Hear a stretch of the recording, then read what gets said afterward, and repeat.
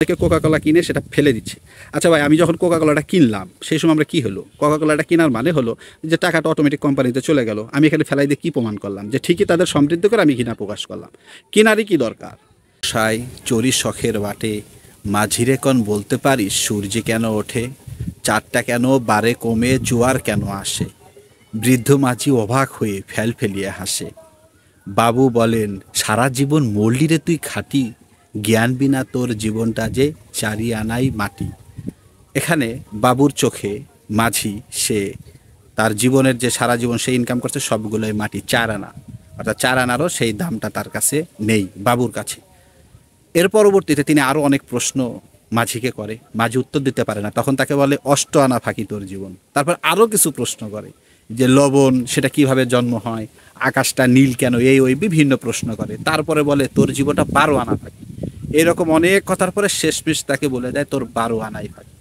হঠাৎ বাতাস আসে, ঝড়ুয়া বাতাস, তারপরে নৌকা দুলতে থাকে। এখন যে সাঁতার জানে না তার জন্য একটা ভয়াবহ অবস্থা। নদীর মাঝে আমি সাঁতার পারি না, বাতাস হচ্ছে, নদী মানে নৌকা দুলছে, এখন কি করবে? সেই সময় বলে ওরে ভাই মাঝি এখন কি হবে, এই যে নৌকা দুলছে কেন? তখন মাঝি জিজ্ঞেস করে বাবু সাঁতার জানেন? তখন সে বলে যে না আমি তো সাঁতার জানি না। তখন বলে আপনি সাঁতার জানেন না, তাহলে তো আপনার জীবন তো 16 আনা, আমার 4 আনা, 8 আনা, 12 আনা বা এর পরের হিসাবে আপনার তো মানে একদম 16 আনাই বৃথা। আমার চাইতে তো আপনার অবস্থা খুব খারাপ। এখানে যে কবিতাটা যিনি লিখেছেন তিনি হলো সুকুমার রায়। আর সুকুমার রায়ের ছেলে আমরা জানি সত্যজিৎ রায়, একজন বাংলাদেশের অন্যতম একজন চলচ্চিত্রকার, তিনি ভালো সিনেমা আমাদেরকে দিয়েছে। আমরা জানি অপুর সংসার, আবার ওইখান থেকে বিভূতিভূষণ বন্দ্যোপাধ্যায়ের পথের পাঁচালী, সেটার নিয়ে তিনি সিনেমা তৈরি করেছেন সত্যজিৎ রায়। এই হিসেবে সে শিশু সাহিত্যিক হিসেবে ভালো একটু পরিচিত আছে সুকুমার রায়ের ছেলে। আবার সুকুমার রায়ের বাবা ছিল উপেন্দ্র কিশোর রায়চৌধুরী, তিনি বাংলাদেশের যে ছাপাখানা তার অগ্রগণী প্রতিকৃতের সময় তিনি ছিলেন। তো তারাও বাবু এবং তারাও বিদ্যা বোঝাই ছিল, কিন্তু তাদের বিদ্যা বোঝাইটা তারা নিজেরাই বোঝাচ্ছে যে কিছু কিছু বিদ্যা আছে যেই বিদ্যাটা বোঝা হয়ে যায় মানুষের। এই বোঝাটা হয়ে গেলেই সমাজের বিশৃঙ্খলা তৈরি হয়, কারণ তারা সঠিকভাবে বিশ্লেষণ করতে পারে না এই সমাজের মূল সম্পদ কারা। তারা পড়াশোনা করেছে, আক্ষরিকভাবে অনেক কিছু অর্জন করেছে, কিন্তু দিন শেষে যেটা সমাজের জন্য কল্যাণকর সেই বিষয়টা তারা ওইভাবে দিতে পারে না। যার জন্য এখানে সুকুমার রায় এই কবিতার মাধ্যম দিয়ে মানে তাকে মানে বোঝানোর চেষ্টা করে আমাদের সমাজকে যে আমরা অনেক জ্ঞান অর্জন করলেও যদি মূল মূল জায়গায়, যেমন সেই লোকটা সাঁতার জানে না অথচ নৌকায় করে নদীতে গিয়েছে, আর যাই হোক তার সবচেয়ে বড় কথা সে জীবনের হিসাব নিয়ে বসেছে, অথচ নদীর উপরে বসে সে একটা রিক্সের ভিতর থেকে, সে নিজেই রিক্সের ভিতরে থেকে যে কোনো সময় বাতাস সাথে এরকম একটা জায়গায় থেকে সে হিসাব কষতে বসেছে।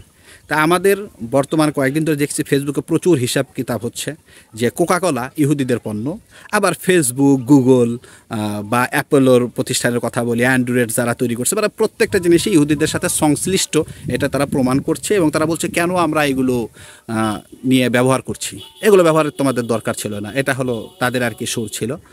এইভাবে মানে উপস্থাপনটা চলছে ফেসবুকে। এই যে এরা হলো কারা? এরা হলো ওই যে বিদ্যা বোঝায় বাবু মশাইয়ের মতন।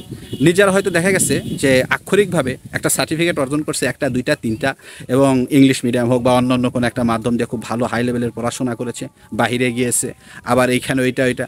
আবার অনেকে চিন্তা করছে আমরা একটা মুক্তমনা, এখন মুক্তমনা তো আমরা জানি আরজ আলী মাতুব্বর, আমাদের বরিশালের লোক আরজ আলী মাতুব্বর ছিল, আবার এরকম অনেক লোক ছিল যারা মুক্ত চিন্তা করতো, কিন্তু তাদের মুক্ত চিন্তার ভিতরে কিছু একটা ভাব ছিল, একটা যুক্তি ছিল। আর এখানে কোনো যুক্তি লাগে না, জাস্ট কোনো একটা জিনিস সিস্টেমে ছেড়ে দিলে হয়ে যাচ্ছে। মানুষের স্বাভাবিক যে একটা আবেগ আছে সেই আবেগটাকে মানে কীভাবে আউলাই দেওয়া যায়, ঘোলাই দেওয়া যায়। আমরা যদি একটা জিনিস চিন্তা করি যে আল খরাইজমি কে ছিল, ইবনে সিনা কে ছিল, মুসলিম ছিল।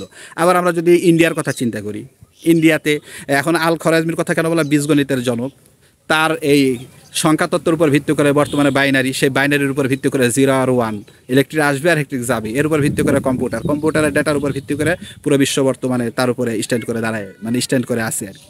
তো এই যে বিষয়গুলো যে আমরা দেখা যাচ্ছে যে জ্ঞান বিজ্ঞানের বিষয়ে একজন আরেকজনের সাথে সংশ্লিষ্ট, একজন আরেকজনকে দিচ্ছে, সে আবার ওইটাকে নিয়ে আবারও সমৃদ্ধ করছে। এইখানে ধর্ম কে কোন জায়গায় এটা মূল বিষয় না, জ্ঞানটাকে কে কোন হিসেবে ব্যবহার করলো এটা হলো মূল হিসাব। আমি যেটা এর আগের ভিডিওতে বলছি, মানুষ আশরাফুল মাখলুকাত, আল্লাহ মানুষকে জ্ঞান দিয়েছে, সেই জ্ঞানের কারণেই মানুষ আশরাফুল মাখলুকাত। এখন আদম আলাইহিস সালাম, হাওয়া আলাইহিস সালাম তারা আসছেন, তাদের জায়গা থেকেই পরবর্তীতে যুগে যুগে বিভিন্ন মানুষের জন্ম হয়েছে, ধর্ম আসছে, হাজার হাজার ধর্ম আছে পৃথিবীতে, 4000-এর উপরে পৃথিবীতে ধর্ম আছে, কিন্তু প্রসিদ্ধ হিসেবে কয়েকটি ধর্ম আমরা জানি। আচ্ছা, এই ধর্মগুলোর ভিতরে এখন সে যেই হোক, আমি এখন রাস্তায় যাচ্ছি, হঠাৎ করে দেখলাম একজন একটা অপকর্ম করছে। এখন আমার ধর্মে নয়, অন্য ধর্মের একটা লোক সে অপকর্ম থেকে তাকে মানে ওখান থেকে তাকে নিষেধ করছে যে ভাই তুমি এই কাজটা করো না। তখন কি তার ওই কাজটা ভালো, সে যে ধর্মেরই হোক না কেন, কাজের উপর হলো মানুষের পরিচয়। তো ফেসবুক, ইউটিউব, গুগল এগুলো হলো যোগাযোগের একটা মাধ্যম। কেউ যদি এটাকে পজিটিভ হিসেবে গ্রহণ করে তাহলে পজিটিভ। এখানে আমরা বিভিন্ন ধরনের মাসলা মাসাইল, আমাদের ইসলাম ধর্মের হুজুরেরা বিভিন্ন ধরনের কথা বলছে, যেটা মাঠ পর্যায় থেকে আমরা অনেকেই অনেক কিছু জানতাম না, এখন সব কিছু উন্মুক্ত হয়ে যাচ্ছে। জ্ঞানের ভাণ্ডার আমরা এখান থেকে জানতে পারছি। আমরা বিভিন্ন ধর্মীয় বই পুস্তকগুলো পিডিএফ আকারে পাচ্ছি। আবার বিভিন্ন ধরনের মাসলা মাসাইলের যে কথাবার্তাগুলো সেগুলো বিভিন্ন যুক্তি বড় বড় হুজুরেরা তারা এগুলো দিচ্ছে, আমরা এইভাবে জানতে পারছি। এবং এই যে ইসরায়েল এবং ফিলিস্তিনের যে বিষয়টা, এটার মূল যে তথ্য উপাত্ত ডেটাগুলো যেগুলো আমরা অনেক ক্ষেত্রে হয়তো স্বাভাবিকভাবে পেতাম না, যেটা আমরা অনলাইন থেকেই পাচ্ছি এবং তার প্রতিবাদ করছি। এবং প্রতিবাদগুলো আলোড়ন তৈরি করছে সমগ্র বিশ্ব, অর্থাৎ গ্লোবালাইজেশনের যে একটা বিষয়। এখন গ্লোবালাইজেশনকে যদি আমরা পজিটিভভাবে নেই তাহলে সেটা পজিটিভভাবেই আমাদের সমৃদ্ধি করবে, মানে ভালো কর্মের দিক দিয়ে। এটাই হলো মূল কথা। তো এখানে যারা যুক্তি দিচ্ছে তারা মূলত একটু দুষ্টু প্রকৃতির লোক। এরা আসলে কোনো ধর্মেরই না, কোনো জায়গারই না। এরা চায় যে এই দিক ওই দিক মিলে একটু প্যাচ লাগাই দেবো। যারা স্বাভাবিকভাবে বুঝতেছে তাদেরকে কীভাবে একটা সিস্টেম করে প্যাচ লাগাই দেওয়া যায়। কীরকম? হযরত মুহাম্মদ সাল্লাল্লাহু আলাইহি ওয়াসাল্লাম যখন মক্কায় ছিলেন, উনি মক্কায় যখন ওনার জন্ম হয়, ওনার জন্ম হওয়ার পরে 40 বছরে যখন ওনার নবুয়ত আসে, তারপরেই উনি অনেক বিধিবিধান যখন মদিনায় আসে, মদিনার সনদ তৈরি করেন। ইসলামের উপর ভিত্তি করে বিভিন্ন ধরনের রীতি নির্ধারণ তার হাদিসের মাধ্যম দিয়ে আসে, কোরআনের মাধ্যম দিয়ে আসে। যেহেতু কোরআন বলা হচ্ছে দাস্তুরুন, অর্থাৎ সংবিধান, কনস্টিটিউশন, তো এটার উপর ভিত্তি করে ইসলামী অন্যান্য কাজকর্মগুলো মানুষ এটা করে থাকে। এখন কেউ যদি বিপথে বা উল্টাপাল্টা করে সেটা তার নিজস্ব দায়, এটা ইসলামের কোনো দায় না বা হযরত মুহাম্মদ সাল্লাল্লাহু আলাইহি ওয়াসাল্লামের কোনো দায় না। তো হযরত মুহাম্মদ সাল্লাল্লাহু আলাইহি ওয়াসাল্লাম জন্মের আগেও দাড়ি ছিল, তার আগেও পাঞ্জাবি ছিল, সব কিছু ছিল। তাই বলে উনি কি বলছে না এটা অন্য ধর্মের ছিল, এটা ওইটা বিষয়গুলো বাদ দেওয়ার বিষয়টা এভাবে আসেনি। তাহলে বাদ দেওয়ার কথা আন্দাজ আন্দাজে দেওয়া যাবে না। আমি যে জিনিসটা ব্যবহার, এই যে মোবাইল ফোন, আমি একটা ভালো কাজে যদি ব্যবহার করি তো ভালো, আমি যদি খারাপ কাজে ব্যবহার করি খারাপ। তো এটা সমাজের ভিতরে, সমাজের ছেলে মেয়ে নারী পুরুষ তারা একসাথে বাস করে। তো যদি কেউ ভালোভাবে নেয়, যেমন বিয়ে শাদীর বিষয় নিয়ে সংসার পাতে, তাহলে এটা খুব একটা পজিটিভ একটা বিষয়। আবার যদি তারা প্রেম প্রীতি বেহায়াপনা এই দিক ওই দিক নিয়ে করে তাহলে এটা খারাপ।